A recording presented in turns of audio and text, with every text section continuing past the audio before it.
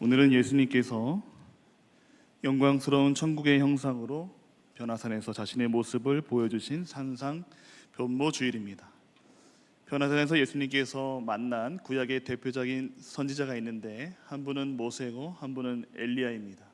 예수님과 모세, 엘리야 이 세 분의 공통점은 하나님에 대한 신뢰가 땅에 떨어지고 백성들이 절망에 빠지고 우상 숭배가 만연한 영적인 어둠 속에서 백성들의 마음을 하나님께로 돌이키게 한 그런 공통점이 있습니다.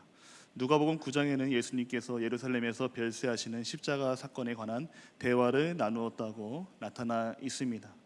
예수님의 십자가 사건이야말로 하나님의 구원의 완성이자 절정이며 오늘날 우리들에게 희망을 주는 하나님의 역사인 말씀입니다. 하나님의 사랑을 보여주는 사건이죠. 오늘은 그 세 분 중에 엘리야에 대한 이야기를 통해서 하나님의 말씀을 나눠보고자 합니다. 여러분, 엘리야 하면 가장 먼저 어떤 사건이 떠오르십니까? 갈멜산 전투가 생각이 나시죠? 바알과 아세라 선지자 850명과 함께 1대 850의 말도 안 되는 영적 전투의 싸움에서 엘리야가 승리를 하게 됩니다. 거짓 선지자들과 싸울 때 엘리야는 송아지에 각을 뜨고 나무 위에 번제물을 올리고 물을 가득 붓습니다. 그리고 기도하기를 여호와여 내게 응답하옵소서, 여호와여 내게 응답하옵소서. 하나님은 여호와 백성을 돌이키게 하시는 분임을 알게 하옵소서라고 기도했더니 하늘에서 불이 내려서 송아지와 그 물을 다 핥는 놀라운 역사를 보여주시고 엘리야에게 통쾌한 승리를 안겨주십니다. 엘리야는 이렇게 가장 어렵고 가장 어둡고 가장 악한 이 시대에 활동했던 선지자예요. 아합 왕 때 엘리야가 주로 사역을 했는데요, 이 아합 왕의 아버지 오므리는 반역을 했던 시므리 왕을 7일 만에 처단하고 자신도 반역을 해서 왕을 찬탈했던 인물입니다. 이 어둡고 악한 정권이 계속되는 와중에 정치를 잘했을까요? 못했을까요? 정치를 아주 잘했습니다. 전쟁마다 승리를 거뒀고요, 상비군을 조직했고요, 나라의 구조와 제도를 바꾸기 시작했습니다. 또 경제적으로 또 정치적으로 외교 수리 등에서 탄탄한 정치적 기반을 갖췄어요.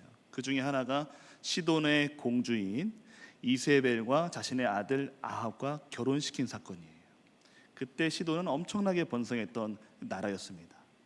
당연히 오므리는 아들 아합을 통해서 자신의 왕조를 길게 가져가려고 했죠. 이때의 왕조를 일컬어서 오므리 왕조라고 합니다. 근데 이 이세벨이 여러분도 다 알고 계시는 것처럼 어떠한 우상을 들여옵니까? 바알과 아세라상을 들여오는 거예요. 그래서 마을마다 지역마다 곳곳에 다 그 바알의 우상을 다 세워놓고 바알을 섬기게 하는 거예요. 국가의 종교를 바꾸는 행위는요, 국가의 정체성과 관련되어 있습니다. 고려시대 왕건은 불교를 국교로 택하고 부처의 힘을 가지고 부처가 말하는 그런 사상과 그 평화를 가지고 백성들의 마음을 한대로 모으게 했습니다. 조선시대의 이성계는 유교를 가르치고 유교를 숭상하는 유교의 나라로 만들었어요. 그래서 고려의 잔재를 없애기 위해서 억불숭유 정책을 펼쳤습니다. 그래서 대부분의 절들이 지금 다 산속에 있는 거예요. 그리고 조선시대 그 유교의 영향이 오늘날 우리에게까지 오게 된 겁니다. 그만큼 종교의 영향력은 엄청나게 대단한 거예요. 사회 전반의 교육, 정치, 경제, 문화, 법까지도 바꿀 만큼 강력한 힘을 가진 것이 종교예요. 이세벨은 하나님과 이스라엘 백성들 간의 언약의 관계를 깨트리려고 했습니다. 지금으로 말하면 우리 교회를 다 무너뜨리는 거예요. 그래서 바알의 신당으로 다 바꿔버리는 겁니다. 여러분, 얼마나 비극적입니까? 가뜩이나 하나님을 잊어버린 세대, 가뜩이나 하나님께 교만했던 세대, 하나님을 찾지 않는 세대였는데 이세벨이 와서 완전히 종교적으로 모든 거점마다 지배를 하고 있으니 하나님이 보시기에 이보다 더 악하고 이보다 더 어두운 시대가 있었겠습니까? 그런 와중에 엘리야가 홀로 혈혈단신으로 거짓 선지자들을 아주 멋지게 무너뜨리고 승리합니다. 이세벨은 점점 더 화가 났습니다. 그래서 오늘 본문 2절 말씀을 보면 내가 반드시 엘리야를 죽일 것이다. 사신을 통해서 경고를 합니다. 엘리야의 갈멜산 전투의 승리는 오늘날 우리에게 하나님의 살아계심을 믿고 나아가는 우리 신앙인들에게 큰 도전과 용기를 주는 사건입니다. 오늘날 우리나라 우리 한국교회의 모습을 보면 어쩌면 오므리와 아합 때와 같이 영적인 어둠의 시대를 걸어가게 되지 않을까 상당히 걱정스러운 현실입니다. 요즘 우리 한국교회의 위기는 사실은 10년 전부터 이어져 왔습니다. 요즘 대부분의 교회들이 코로나 핑계를 대는데 사실은 코로나 이전부터 교회는 급격히 무너지고 있었어요.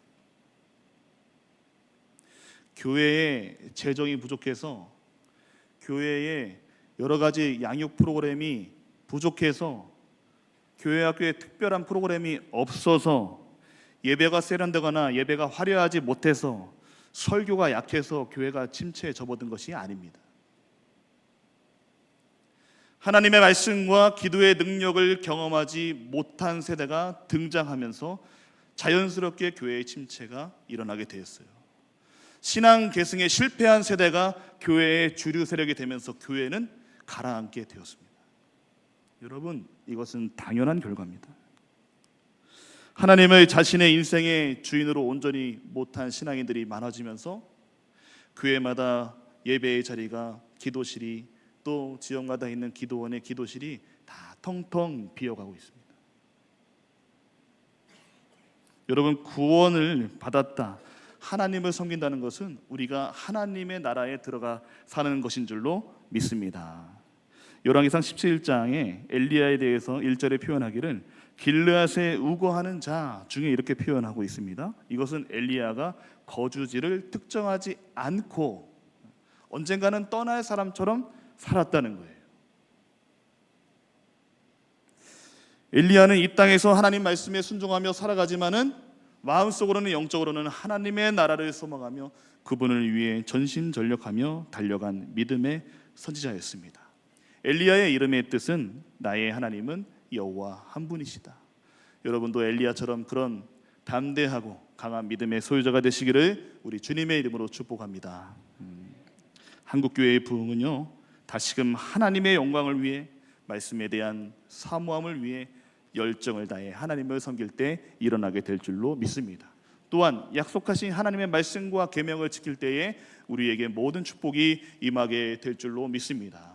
그러면 우리는 조금 부족해도, 우리는 조금 연약해도, 교회의 재정은 조금 약해도, 우리가 가진 것이 많지 않아도 하나님은 놀라운 부흥과 역사와 승리의 일들을 보게 하실 줄로 믿습니다. 하나님은요, 언제든지 우리가 변하면 이 땅을 부흥시킬 준비가 되어 있는 분이십니다. 여러분, 한 번 사는 인생 엘리야처럼 살아가면 얼마나 좋겠습니까? 물론 엘리야는 정말 시기적으로 악하고 나쁜 시기를 맞이했어요. 정말 말도 안 되는 왕을 상대로 싸움을 했습니다. 그러나 영적으로는요, 기도하는 것마다 하나님의 응답하시고 눈으로 보여주시고 백성들에게 하나님의 말씀을 선포하게 하시고 살아계심을 보여주는 위대한 영웅 같은 사람이었습니다. 엘리야는 철저히 하나님 말씀에 순종했습니다. 아합 군대의 추적 속에서도 바알의 고향이나 마찬가지인 시돈 땅에 가서 하나님의 역사를 일으키고 과부를 만나고 또 기적을 일으킵니다. 하나님의 철저한 계획과 전략 속에서 이스라엘 백성들을 하나님께로 돌아오게 하는 그 모든 하나님이 하신 그 명령에 순종하고 또 순종했습니다. 그런데요, 엘리야가 아무리 했어도 상황은 변하지 않는 거예요. 여호와의 불이 하늘로부터 내려왔음에도 불구하고 하나님께 무릎 꿇고 기도하는 백성들은 없었습니다.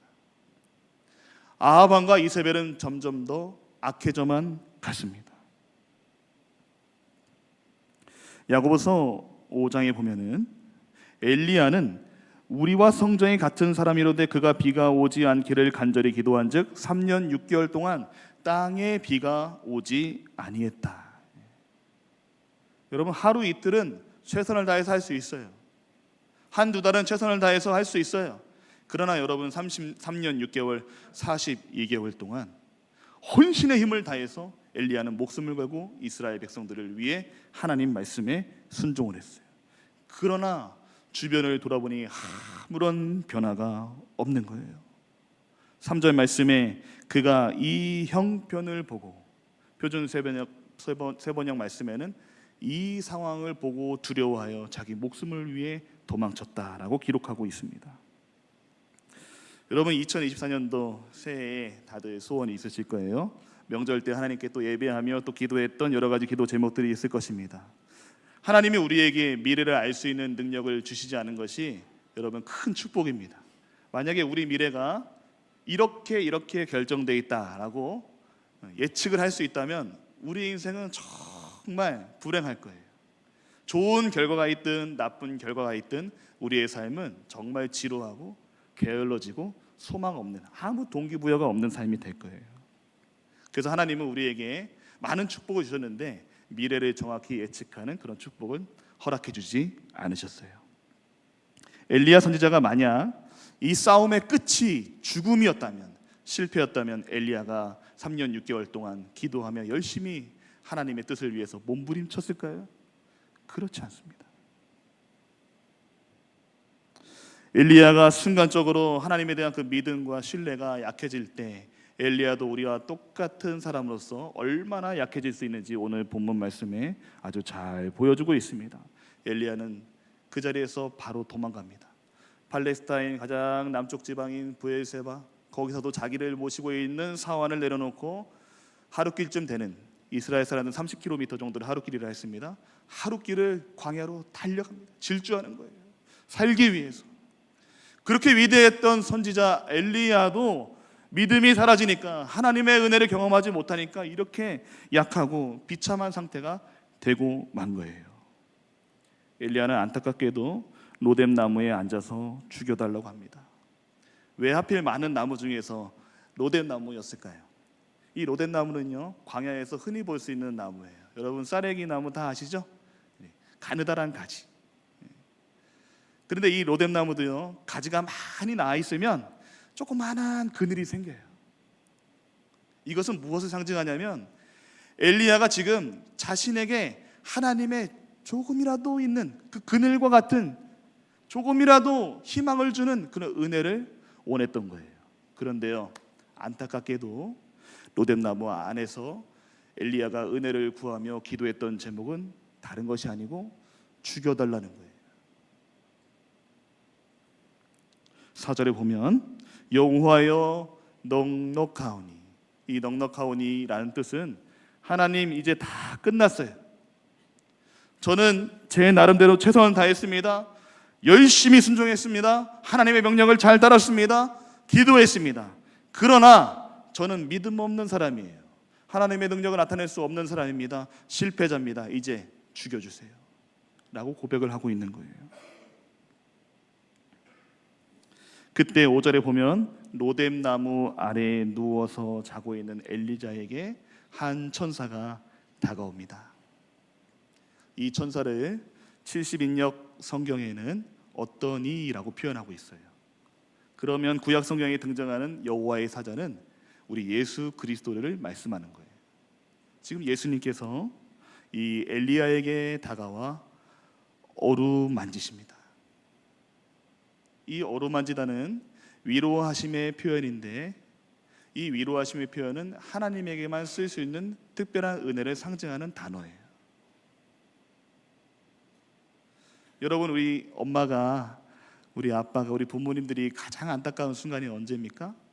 우리 아이가 병들었을 때죠. 혹은 마음에 큰 소망을 품고 꿈을 품고 자신의 미래를 향해서 나아가는데 하는 것마다 안 되는 상황 속에서 낙심하고 절망하는 거죠. 그래서 우리 엄마가 할 수 있는 일이 무엇입니까? 밥이라도 한 끼 더 주는 거죠. 그 교회에 나와서 한 번 더 기도해 주는 거죠. 자녀가 낙심하고 절망할 때 그만큼 어머니의 마음을 아프게 하는 것은 없어요. 마치 우리 예수님께서 하나님이 천사를 보내서 불쌍한 자녀를 바라보는 어머니의 심정으로 엘리야의 얼굴을 쓰다듬었다, 그 말이에요. 그리고 어머니의 심정으로 그에게 일어나 먹으라 하시면서 숯불에 구운 떡과 한 병의 물을 준비해 놓으셨습니다. 이 숯불에 구운 떡은 하나님의 말씀을 상징하는 거예요. 이 한 병의 물은 하나님의 성령과 은혜를 상징하는 거예요. 지금 엘리야와 하나님의 이 기도의 순간, 영적 교제의 순간을 지금 이렇게 표현하고 있는 거예요. 엘리야는 낙심했으나 하나님은 그에게 말씀을 주셨다. 그에게 성령을 주셨다. 그에게 은혜를 주셨다. 그 말씀을 기록해 놓고 있는 겁니다. 여러분, 하나님만이 주실 수 있는 특별한 은혜와 사랑과 위로를 경험했으면 선지자라면 어떻게 해야 되겠습니까? 그 자리에서 바로 일어나야죠. 제가 하나님의 은혜를 몰랐어요. 하나님의 역사를 제가 의심했습니다. 제가 하나님의 사명을 잘 감당하지 못해서 회개하지 못했습니다. 하나님 죄송해요 라고 벌떡 일어나야 되는데 6절에 보니까 엘리야의 행동이 어떻습니까? 먹고 마시고 다시 누웠다는 거예요. 여러분, 가끔 이런 상상을 해보실 때가 있죠. 나에게 인생의 기회가 한 번 더 똑같이 주어진다면 정말 잘 살아볼 수 있을 텐데, 다시 시작해 볼 수 있을 텐데, 내 인생을 정말 멋지게 한번 바꿔볼 수 있을 텐데, 이런 상상은 다들 해보셨을 거예요. 타임슬립 드라마, 타임슬립 영화가 최근에 유행한 적이 있어요. 2015년도에는 시그널이라는 범죄 전문 그 드라마가 있어요. 그래서 범죄를 해결하는 사건, 과거로 가서 다시 해결해 보는 거죠. 왜냐하면 그 실마리를 알기 때문에. 또 재작년에 재벌집 막내 아들이라는 송중기가 주연한 그 드라마가 있어요. 아주 큰 유행이 있었거든요. 다시 과거로 돌아가서 재벌집 아들에 대해서 그 시대마다 마치 전지전능한 능력을 가지고 이 상황을 바꾸어가고 역전시키고 성공하는 그런 드라마의 내용이에요. 근데 여러분 잘 생각해 보세요. 내가 인생을 다시 산다? 하나님이 나에게 그런 기회를 다시 한번 주신다? 상상만 해도 좋죠? 그런데 썩 좋지는 않습니다. 왜 그럴까요? 여러분이 그렇게 싫어하던 공부를 다시 해야 돼요. 학교를 다시 가야 됩니다. 그리고 지금까지 경험했던 그 수많은 인간관계 이 사회에서 어려움을 다시 당해야 돼요. 눈물도 다시 흘리고 고통도 다시 흘리고 실패도 하고 배신도 당하고 억울함도 당하고 똑같이 그 감정을 겪어내야 되는 거예요. 우리 남자들은 군대도 다시 가야 됩니다. 결혼도 다시 해야 되고요. 자녀들도 다시 키워야 돼요. 사랑하지만 그 고생을 다시 해야 된다고요. 엘리야가 왜 다시 누웠을까요? 엘리야는 결과를 이미 경험했잖아요. 자신의 온 생명을 다해 온 시간을 다 바쳐서 열정을 다 바쳐서 하나님 말씀에 순종했더니 자신이 너무나 수치스럽게 너무나 고독한 시간 속에서 하나님께 죽기를 기도하고 있는 자신의 모습을 이미 경험했잖아요. 그러니까 도저히 일어날 용기가 나지 않았던 것이에요. 그때 7절에 보면 여호와의 천사가 또 다시 와서 어루만지며 이르되 일어나 먹으라. 할렐루야. 다시 격려하십니다. 그래도 일어나야지. 그래도 먹어서 힘을 내야지. 어머니가 자녀를 등을 토닥이는 것처럼 머리를 쓰다마주고 눈에서 눈물을 닦아주는 것처럼 하나님의 천사가 우리 그리스도께서 엘리야의 눈물을 닦아주십니다. 다행인 것은 엘리야가 그 하나님의 마음을 알아차리기 시작합니다. 내가 갈 길을 다 가지 못할까 하노라. 죽기를 원했던 엘리야에게 하나님은 또 다른 사명과 비전을 주고 싶어 했어요. 하나님도요, 엘리야 선지자라는 이 걸출한 믿음의 인물을 만들기 위해서 하나님도 엄청나게 공을 들였어요.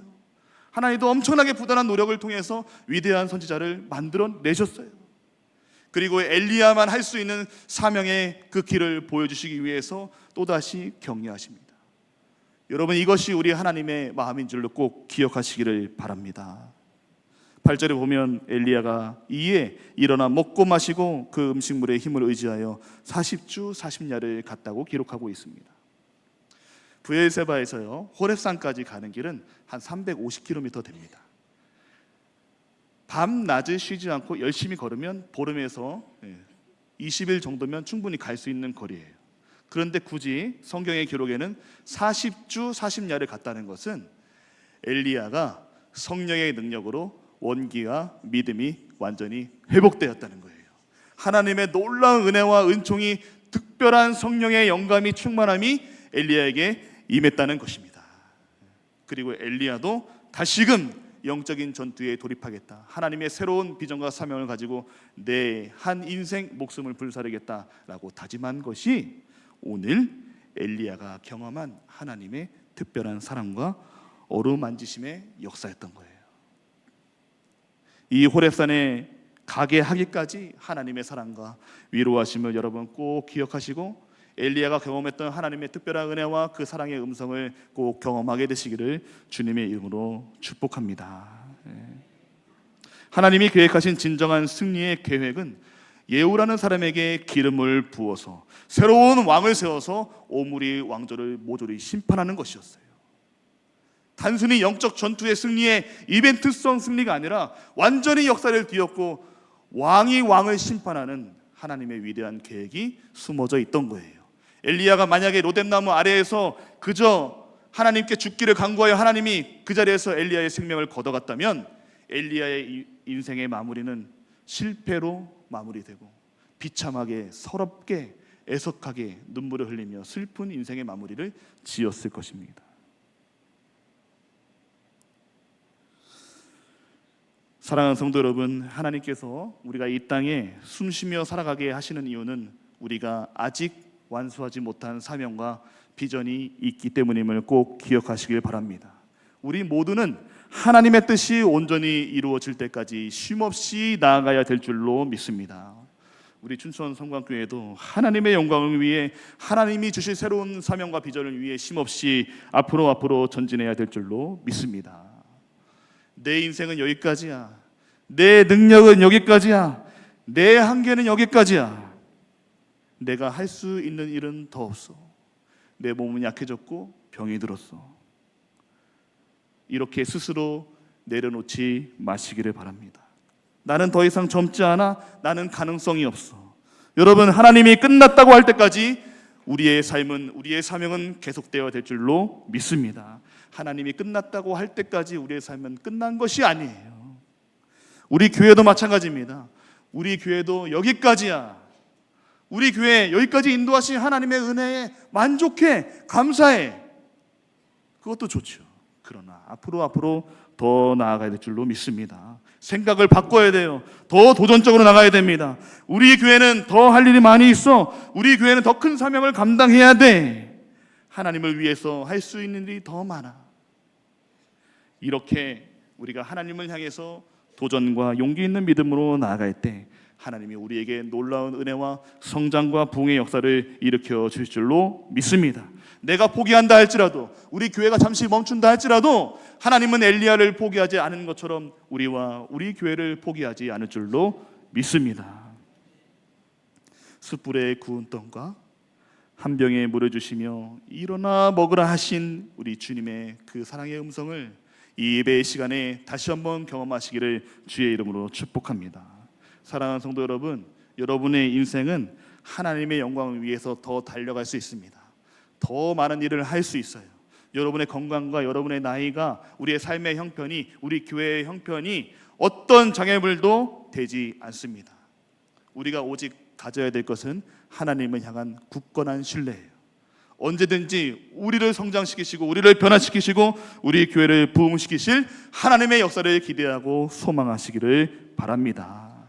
그렇게 새로운 인생의 기회, 새로운 우리에게 주시는 하나님의 사명과 비전을 향해 나아갈 때 하나님께서 우리에게 말로 다할 수 없는 하늘의 기쁨과 영적인 기쁨을 반드시 주실 줄로 믿습니다.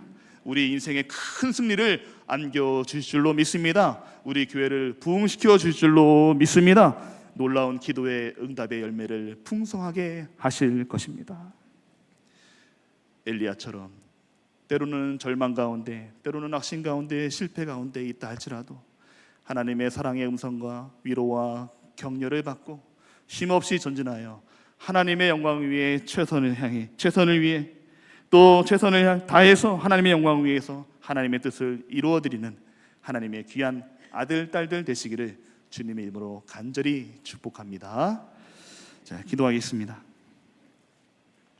하나님, 오늘 말씀을 들은 우리도 엘리야처럼 일어나 먹으라 위로하시며 격려하시는 하나님의 은혜를 경험하기를 원합니다.